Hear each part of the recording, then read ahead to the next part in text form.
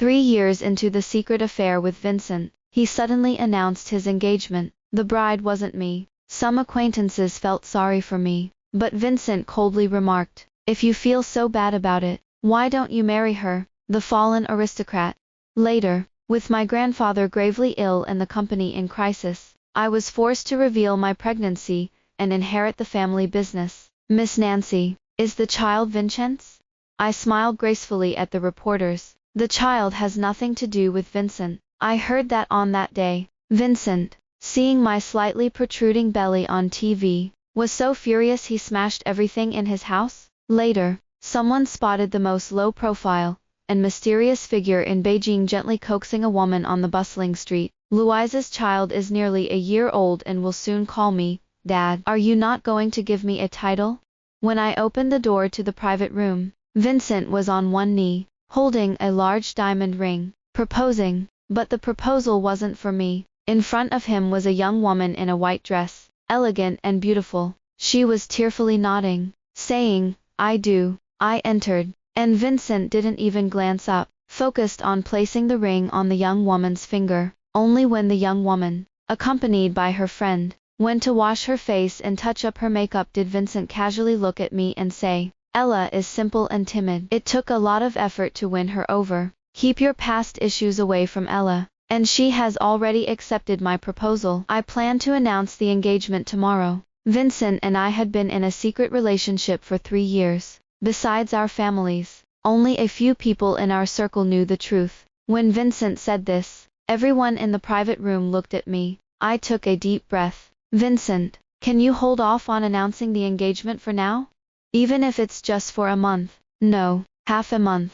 Vincent chuckled, a faint trace of mockery in his eyes. "Nancy, after all this, are you still clinging on?" "Vincent, for the sake of our past, that's enough." Vincent suddenly slammed his glass on the table, his face cold. 3 years. The Eleanor family has at least helped the Louis family cover a 300 million deficit. Isn't that enough? I was left speechless. "Go home. I don't want Ella to misunderstand if she sees you here." I stiffly turned around. As I opened the door, I heard Vincent say to someone, "If you really feel sorry, why don't you marry her?" The fallen aristocrat.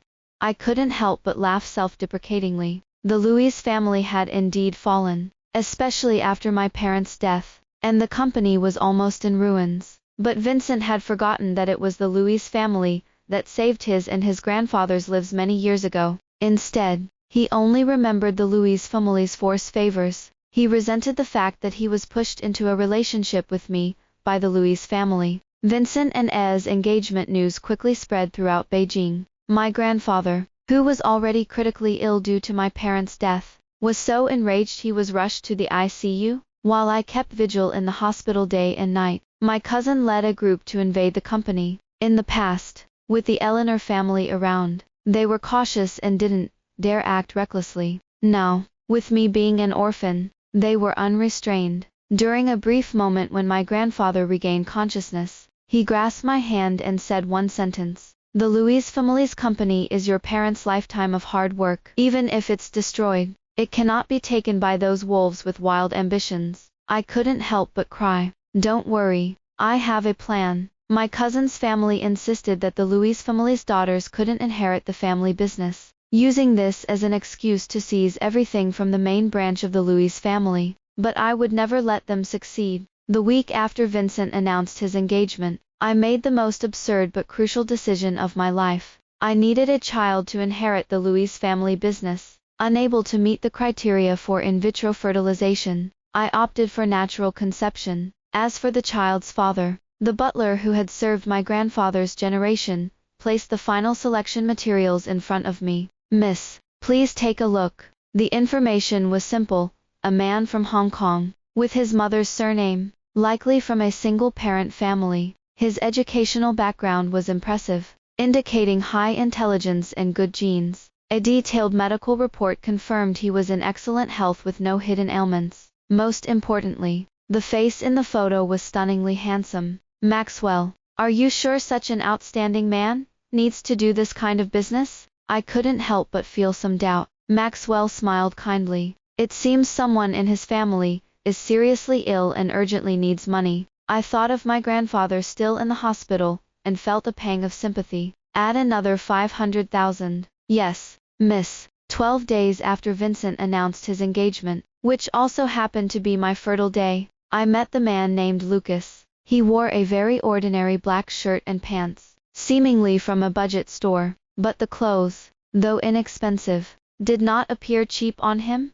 As stated in the contract, his eyes were covered by a black ribbon. When I entered the room, he instinctively stood up and looked towards the door. I noticed he was tall, at least 188 centimeters. His physique was excellent, with broad shoulders, a narrow waist, and long legs. Miss, Lucas tentatively spoke. His voice was pleasant, and I felt increasingly satisfied. It's me, don't be nervous. I walked up and gently patted his arm. His muscles felt great. Have you showered? I asked. Yes, I have. I was already nervous, with a thin layer of sweat on my back, but I tried to maintain a composed demeanor. Then let's begin. Lucas couldn't see me, but I could see him. After I said this, Lucas' lips curved into a slight smile. Facing me, through the black cloth, he nodded slightly. All right, miss. He began unbuttoning his shirt with his long fingers, neatly pulling it from his trousers. When I saw his slim waist and V-shaped abs, my face flushed immediately. I turned away in a panic as he unfastened his belt. The sound of fabric rustling stopped. With a sensual, husky voice, Lucas said, Miss, I'm ready. Oh, okay, then lie down on the bed. I forced myself to appear relaxed and natural as I turned around, but I suddenly widened my eyes. The long black ribbon draped from his neatly trimmed hair, though his eyes were covered. His high nose bridge was more pronounced. At 24, this was the first time I had seen a man's body so closely and vividly. Miss.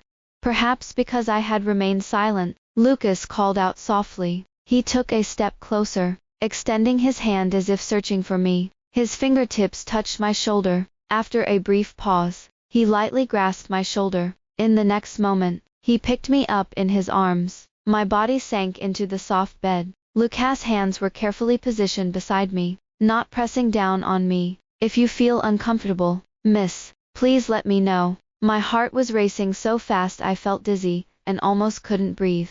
Stop talking and hurry up. I turned my face away, biting my lip tightly, unaware. My ears and the back of my neck had turned bright red. All right. He lowered his head, the black ribbon brushing over my collarbone. When Lucas was about to kiss me, I turned away. Don't touch my mouth. I tried to sound fierce, but my voice trembled. If it hurts, bite me. Lucas' cool fingers cupped my face, and he placed a gentle kiss on my neck. As he pressed against me, my phone suddenly rang. Lucas instinctively halted his actions. I straightened up and grabbed the phone. To my surprise, the name, Vincent, appeared on the screen. I hesitated but still hung up. However, it rang again almost immediately. I glanced at Lucas beside me. His thin lips made me think of a reputation for being cold-hearted. For a moment, I felt it might be better this way. Being cold-hearted might suit this business better. After a breakup, no strings attached,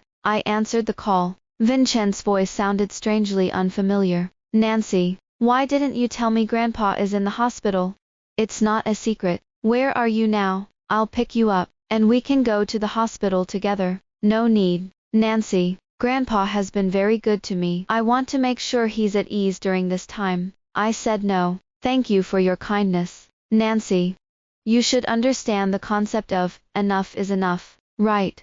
Vincent's voice carried an unmistakable edge of anger. I knew him. For such an arrogant person to call and offer goodwill was rare, but it really was too late. I held the phone. Looking at the man in front of me, I could feel the surging emotions within me, restrained and suppressed by him. Vincent. Before I could finish, Lucas' hoarse voice cut in. Miss, can we continue now? A burning kiss landed on my lips again, and Lucas, tense and ready, was already set to go. The phone slipped from my hand and fell to the floor. I frowned and let out a soft groan. It hurts. Vincent's voice came through, fragmented and broken. Nancy, who the hell are you with?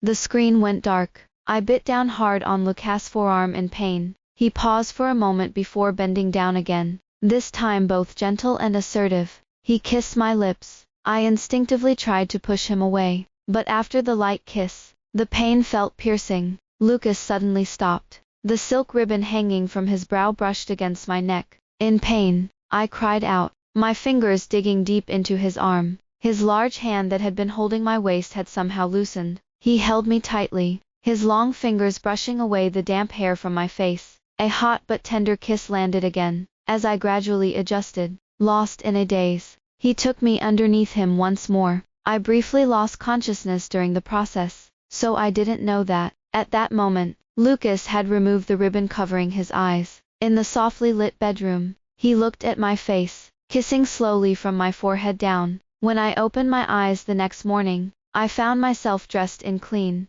soft pajamas. The other side of the bed was empty. It felt as if everything from last night was just a dream. Struggling to get up and wash, I went downstairs for breakfast. Maxwell informed me that Lucas had left as agreed the previous night. I sat at the dining table, thinking of his boldness and my own uncontrollable descent the night before. The back of my neck grew warm. Did you pay him? A third of the agreed amount has already been paid. The remaining will be given to him once you confirm the pregnancy. I nodded and said no more. At the Intercontinental Hotel, Lucas had already changed from his budget clothes. After swimming in the private pool on the top floor, the old mansion's butler waited in the living room. Madam knows you're in Beijing and wants you to have dinner together tonight. Lucas tossed the towel aside and smiled. It seems the intention is not just to dine. You'll be 28 after the new year, so it's understandable that Madam is anxious. Lucas walked to the fridge and casually grabbed a bottle of water. With his soaking wet black hair casually brushed back, his square forehead and long brows that soared into his temples were exposed. What's the rush? In a few days, she might be a grandmother. Lucas took a sip of water and joked with the butler, who had watched him grow up. The butler was startled. Young master, you can't joke like this. With only you left in both our families, the future young master or young miss will be more precious than gold. How can we be so careless? The future young lady must be married properly, with 8 bearers carrying a sedan chair.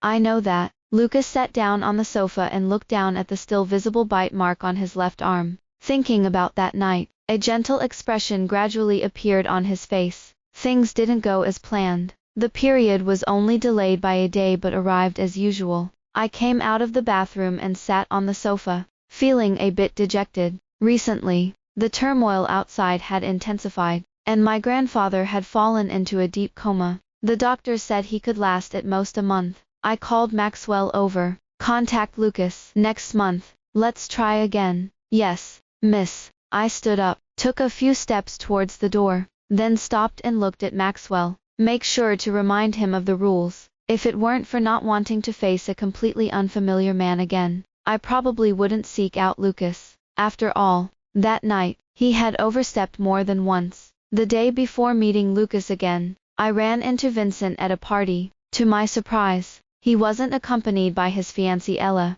Seeing him from a distance, I turned my gaze away. Today was the birthday of Ella's mother, a long-standing friend of my parents. I chose to attend to reconnect with old friends of my parents. However, I was too naive. I already understood that once people part ways, things cool down. But today's experience was even more direct. Though Vincent and I had a clandestine relationship before, there's no wall that doesn't let the wind through. During those 3 years, I indeed benefited from the Eleanor family's favor to secure my place. But now, with Vincent announcing his engagement, I am an orphan with no support. Who would still look at me?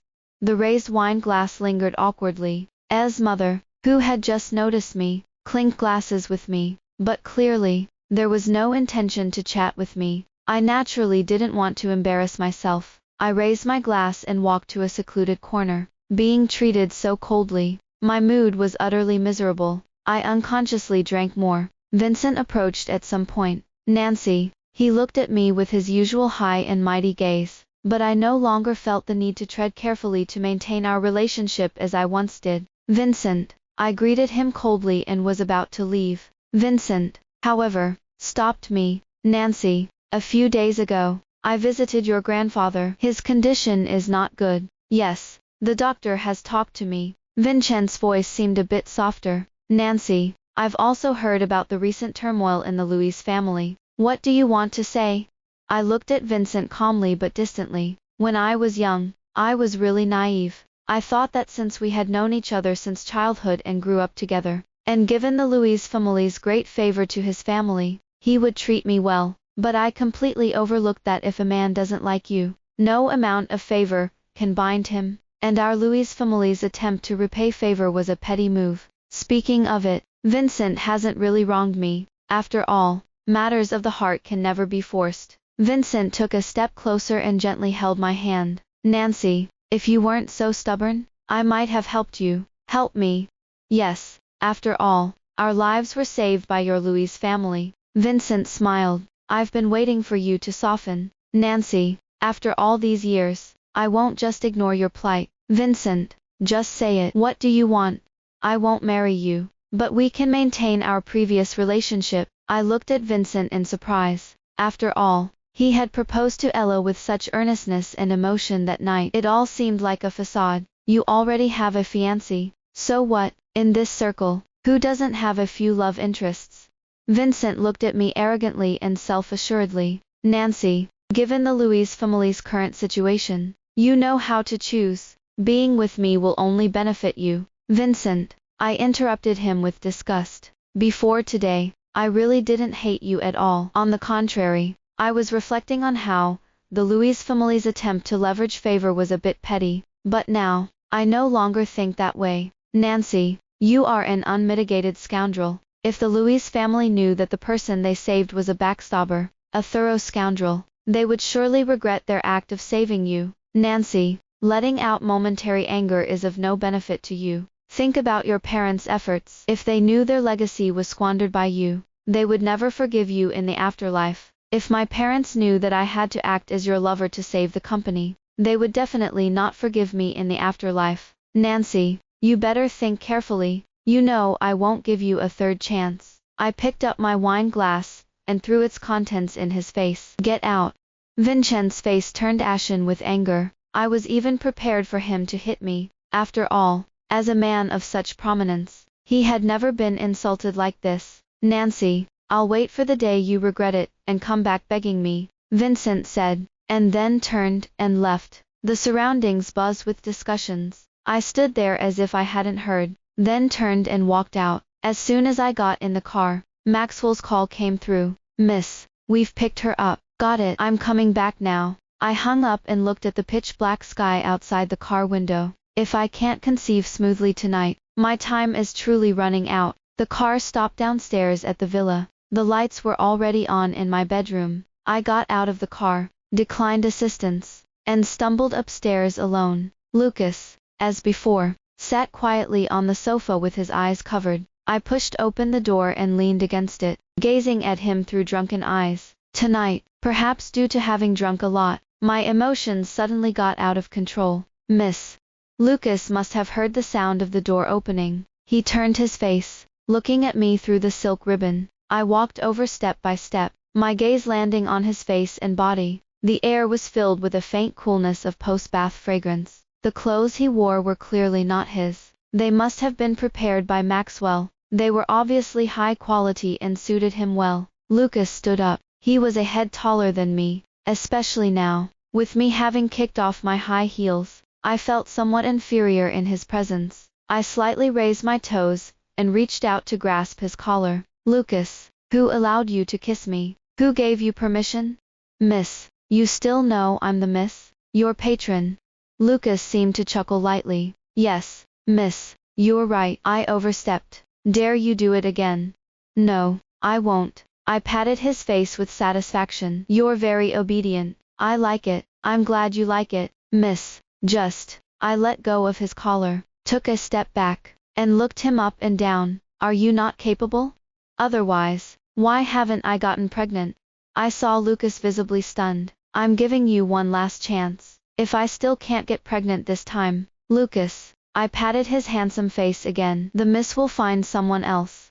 If there were regret pills in the world, I would never have let myself speak so recklessly that night, especially not to a man, questioning his abilities. The consequence was that entire night, Lucas almost wore me out. He kissed me countless times and even forced me to kiss him. If I hadn't begged him tearfully in the end, he might not have let me go. But that night's ordeal clearly had a remarkable effect. My grandfather was once again declared critically ill. When the side branches of the Louis family blocked me at the company, demanding I hand over the seal, I immediately contacted the media for a press conference. At the press conference, I revealed my pregnancy report and declared that the child would take my surname and inherit my parents' legacy. After a brief interview with the reporters, I received a call from Vincent. On the phone, he was clearly furious, his voice even hoarse. "Nancy, I never touched you. Where did the child in your belly come from? Did you deliberately fabricate this scam?" I could understand Vincent's anger. After all, today marks 5 weeks of my pregnancy, and it's been just 3 months since we broke up. "Of course, you didn't touch me, and I never said the child's father is you." I entered the elevator, looking at my reflection in the mirror. "Vincent, we've long broken up. Our matters are no longer related. Please don't call me again." "Nancy, are you really pregnant? Who's the father of the child? You'd better clarify." I didn't answer. After hanging up, I immediately deleted his number. From now on, this will be my biggest secret. The man named Lucas has already taken the money I gave him and returned to Hong Kong. We will never meet again in this lifetime. In May of the following year, I gave birth to a son, Henry, in Beijing. Contrary to my expectations, he doesn't resemble me very much. Maxwell said Henry's features, especially his brows and jaw, closely resemble Lucas. When I look at him, I often feel a sense of déjà vu. I had Lucas blindfolded to prevent him from seeing my appearance and knowing my identity, but Maxwell had seen him. Since Maxwell said so, it must be true. So, Lucas' features must be like this. Even with his eyes covered, one could still vaguely tell he was quite handsome, and a man like him, once out of his predicament, would surely have a bright future. For such a clandestine past, he must want to forget it even more than I do. Therefore, I don't need to worry about him suddenly coming back to fight for the child or meeting him again. But every time I see Henry, I can't help but think of those 2 nights. Perhaps in this life, I'll only have that one man. Perhaps those 2 nights of pleasure are all I'll ever have. At Henry's full-month celebration, the most low-key and mysterious Buck family in Beijing sent valuable gifts. I was somewhat surprised, not to mention that the current Louis family is not as prominent as before. Even the still dominant Eleanor family cannot compare. The Louis family and the Buck family have never intersected and could not be affiliated. Why would the Buck family send such valuable gifts?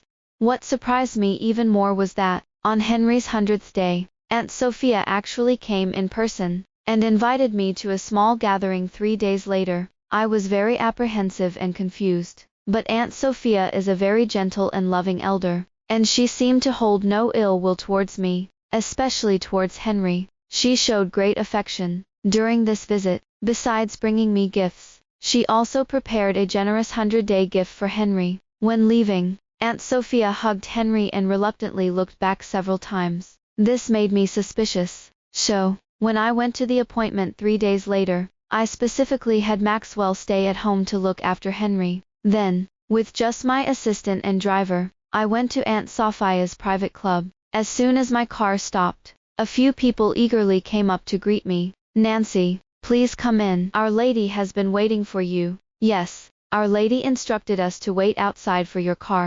"Thank you." I smiled and thanked them, following them to the flower hall. Unexpectedly, not far away, a dark gray Bentley slowly came to a stop. The driver ran to open the door. A very tall man got out of the car. From behind a row of flowering trees, I could only vaguely see a profile. My heart skipped a beat. Even my steps came to a halt. I had never seen Lucas in daylight or bright light, but the silhouette was strangely familiar at first glance. Yet, I quickly dismissed the thought in my mind. Lucas is from Hong Kong. His mother is also from Hong Kong. The reason Maxwell had chosen him was that he wasn't from Beijing and was far away in Hong Kong. He wouldn't suddenly appear in Beijing. But Beijing is complex, and I don't have the ability to make Lucas never step foot here. Even if he came to Beijing, it wouldn't be surprising. But could it be him? "Nancy." The person beside me gently called my name. I came to my senses, and quickly caught up with their steps. Are there other guests today for Aunt Sophia? The person in front smiled warmly. Our young master just returned to Beijing. Saying this, they pointed to the Bentley. That's the young master's car. Show. The person earlier was Aunt Sophia's only son. Aunt Sophia is from Hong Kong, married into the Buck family in Beijing. Her only son naturally bears her surname. Show. It wasn't Lucas. I breathed a sigh of relief, but there was a strange sense of loss, and this loss seemed oddly amusing to me. Why should I feel disappointed? Could it be that deep down, I'm still hoping to see Lucas? What we had was merely a transaction. Once the transaction was over, it should have been completely severed. I thought this to myself, yet my mind was still a bit dazed. As I entered the flower hall, I heard some laughter from inside. The person talking to Aunt Sophia was probably her only son. I instinctively looked up, and I met the man's gaze. It was a pair of eyes I had never seen before, yet they seemed oddly familiar. My heart skipped a beat, even my thoughts seemed to freeze. Nancy's here. Aunt Sophia smiled as she came over, took my hand, and led me to sit down. She instructed the servants to bring tea. Lucas, this is Nancy. Aunt Sophia looked at her son and then at me, her smile widening. Nancy, this is my disappointing son. Nancy, I've heard so much about you. Lucas came over and extended his hand. My heart started beating again, gradually intensifying. My mind was still blank, but a buzzing sound began to ring in my ears. I didn't respond politely or shake his hand.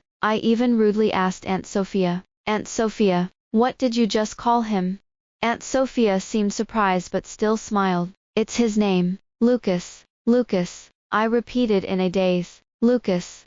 I looked at the man before me. His build was almost identical to Lucas. If I covered his eyes and just saw his nose and lips, my body suddenly swayed lightly. Nancy. Lucas quickly caught me, but I pushed him away. I lifted my hand and gently covered his eyes. Identical. Identical. I remembered the first night I spent with him. I had thought back then, Lucas' lips were a bit thin, and it was said that such men are indifferent. But for me, indifference was preferable. Indifference was more suitable for this transaction. But if Lucas is really Lucas, why did he deceive me like this?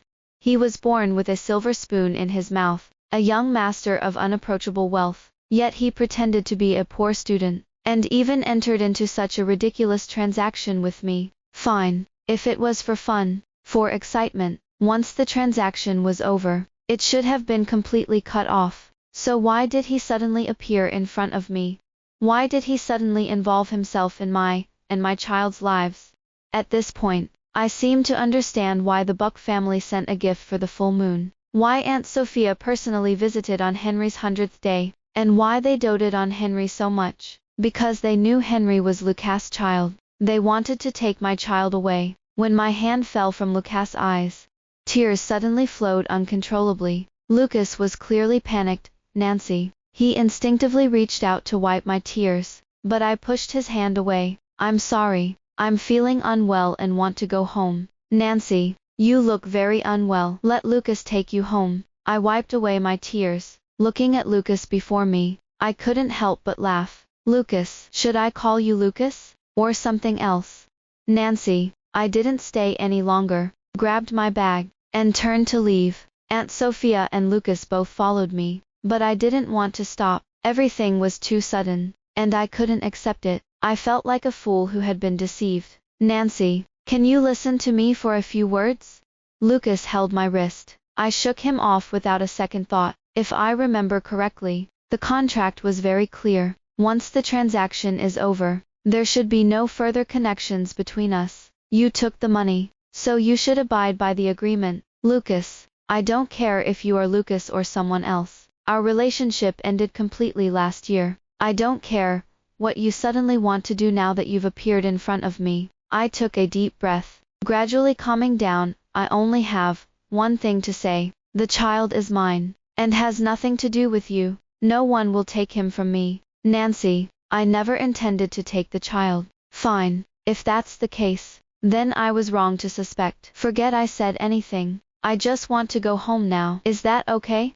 Perhaps my condition was too bad, And Lucas did not stop me any longer. Aunt Sophia later called me several times, but I didn't answer. Lucas also came to visit Louisa's house. I didn't see him. Henry grew day by day, and indeed, as Maxwell said, his features were almost identical to Lucas. And I learned some things about Lucas from Maxwell. He was the only child of his parents, on both his maternal and paternal sides. He was the sole descendant. He had two identities in Hong Kong. He was young Master Lucas of the Grant family. In Beijing, he was young Master Lucas of the Buck family. Actually, it wasn't exactly a deception. Lucas was indeed his real name. But thinking of those few pitiful past events made me feel embarrassed. The only little ancestor of both families. Back then, I felt sorry for him, and gave him an extra 500,000 in remuneration. Did Lucas, at that time, laugh at how foolish I was? Sometimes I really can't understand. What kind of woman or excitement could he not get? Why did he have to mock me like this? He said he had no intention of taking the child, but I'm not foolish enough to believe that. Both families have few descendants. Even if Lucas doesn't care, the elders might not be the same. What if they really want to compete with me? I can't even imagine that consequence, because the outcome is self-evident. It's like a Montes trying to stop a chariot. Although I refused to meet with anyone from the Buck family, Lucas still silently seeped into my life. The Buck family didn't show any intention of fighting me for Henry. On the contrary, the gifts they sent me and Henry were almost constant. Even if I refused to accept them and shut them out, they still persisted. Sometimes Maxwell even advised me. He said that for a family like the Buck family to be so humble is quite rare. When he said this, Lucas was waiting downstairs. September in the capital was still unbearably hot. Around noon, the sun was scorching. Lucas' forehead was drenched in sweat, his suit draped over his arm, his shirt back already soaked through. Miss, I really don't think the Buck family has any ill intentions. And this Lucas doesn't seem like a bad person. Maxwell looked downstairs with a hint of reluctance. You've seen it yourself over the past month. To be honest, with Lucas' background, if he really wanted something, why go through so much trouble? I couldn't help but look downstairs. Lucas had been standing there for almost 2 hours. The heat was still intense, and if something were truly wrong, thinking of Henry, and Henry's identical features, I softened. Let him in, and have the kitchen prepare some cooling tea. I spoke softly, my gaze falling on Lucas' handsome, noble face. After a while, I finally looked away.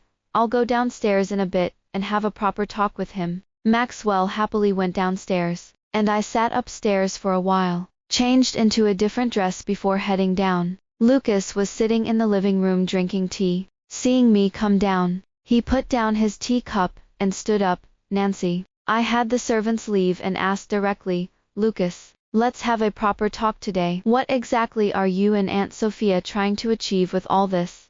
Lucas looked at me and was silent for a long time. I heard the ticking of the wall clock. Outside, birds in the eaves occasionally chirped lazily. In the distance, it seemed like Henry's cries had stopped, leaving only silence. The air conditioning was on in the house.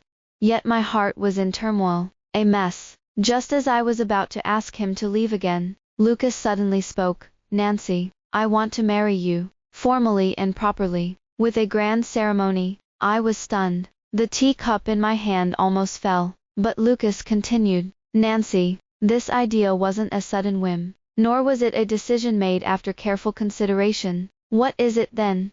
Lucas smiled faintly. Nancy, do you remember 20 years ago, when you and the old man saved a few people at sea?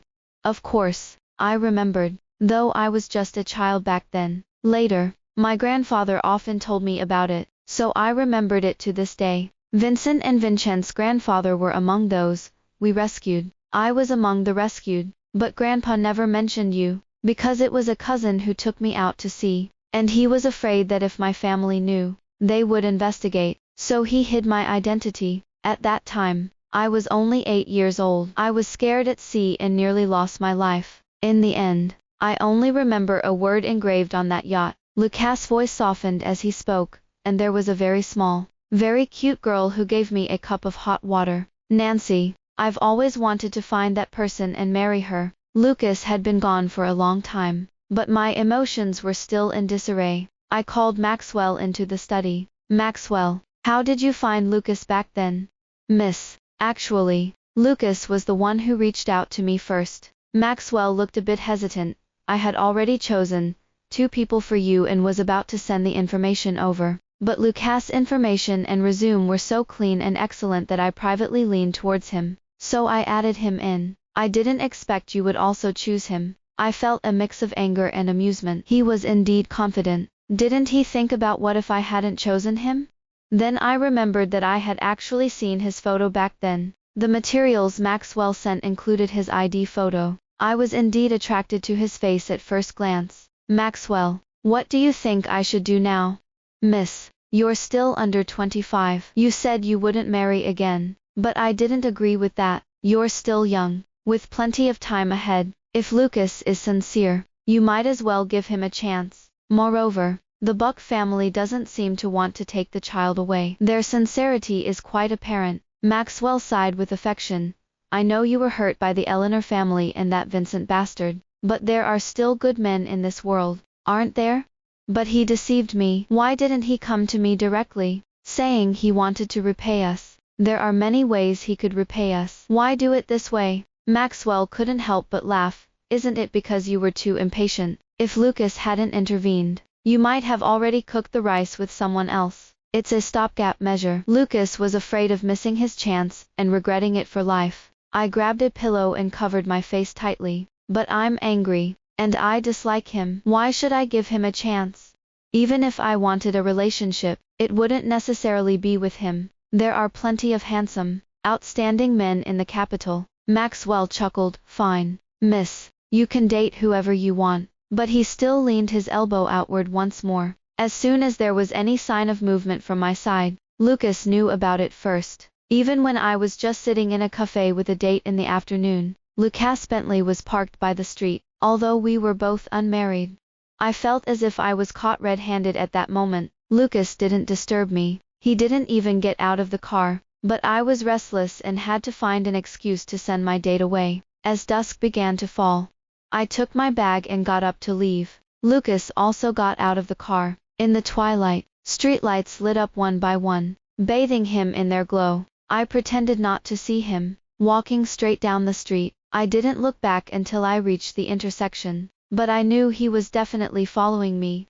When the green light came on, as I was about to cross the crosswalk, Lucas gently took my wrist from behind. A cyclist sped past me. Lucas pulled me in front of him. Winter had arrived in the capital. He wore a dark blue thin coat, and I was enveloped within it. Nancy, he called my name softly. As the night wind blew, he reached up to fix my disheveled hair. I noticed that people around seemed to be taking photos. Over the past days, I had heard all kinds of rumors about the Buck family and Lucas. He spends most of his time in Hong Kong, and whenever he's in Beijing, he tends to be very low-key and mysterious, with unpredictable movements. But recently, he's been coming to my house far too frequently, so much so that he has attracted the attention of busybodies and paparazzi. Lucas, it seems like someone's taking pictures of us. I tried to push him away, but Lucas simply let go of my wrist and wrapped his arms around my waist. Louise's place. He lowered his head slightly and whispered in my ear. Henry is almost a year old and will soon be calling me Dad. Don't you think it's time to give me a title?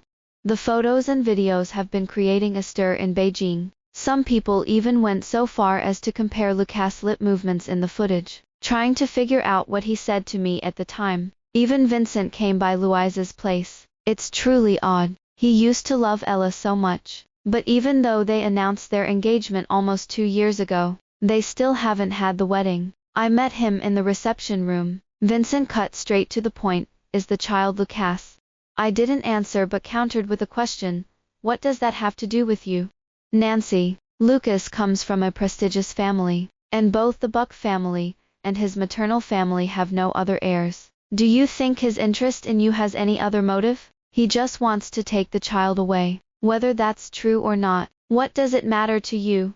Nancy, I'm thinking about you. I'm afraid you might be deceived and end up suffering. What could he possibly deceive me about?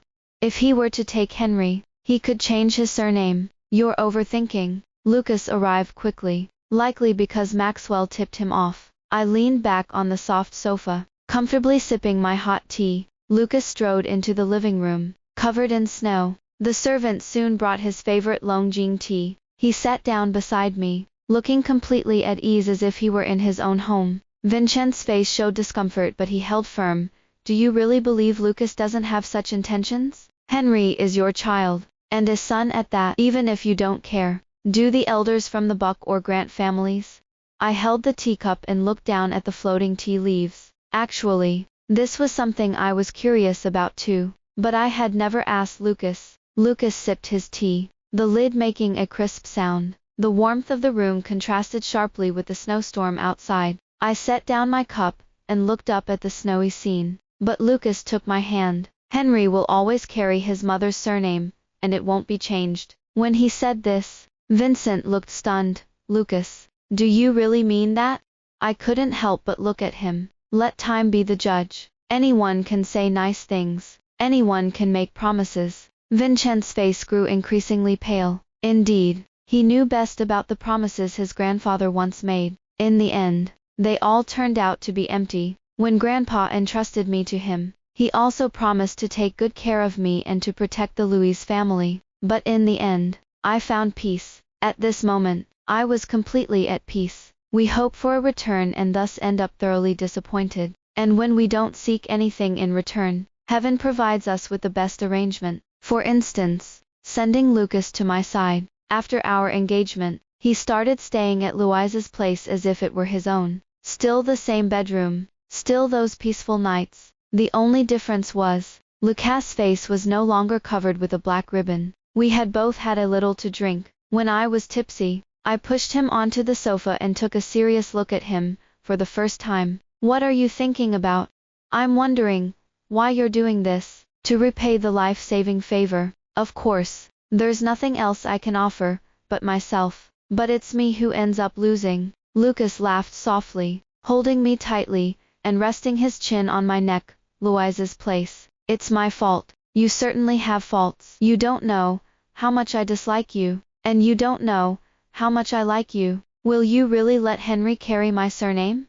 Of course, and if I don't want to have children in the future, then don't have any. But the Grant family has only you. We have Henry now, but the surname, does it matter? Lucas lowered his head and kissed me gently. Isn't he my child? Doesn't he carry the blood of both the Buck and Grant families? Few people can think so clearly. Everyone just values different things. I couldn't help but smile, cupping his face, and, like that night, asked him, have you taken a shower? Yes, miss. Then take your clothes off. He smiled as well, pulling me aside, and then standing up. In the warm house, Lucas began to unfasten his clothes. He neatly pulled out the hem of his shirt, and then unfastened his belt. This time, I didn't turn away. I watched until the end. He cleared his throat and his intense gaze slid over my face. A girl should be a little reserved. I smiled and threw myself into his arms. Are you shy now? Lucas held me steadily, and softly asked in my ear, Miss, may I kiss you this time? I didn't answer but stood on tiptoe, and kissed him. This story is now complete. Please subscribe to the channel for the latest updates, with a large number of novels updated daily.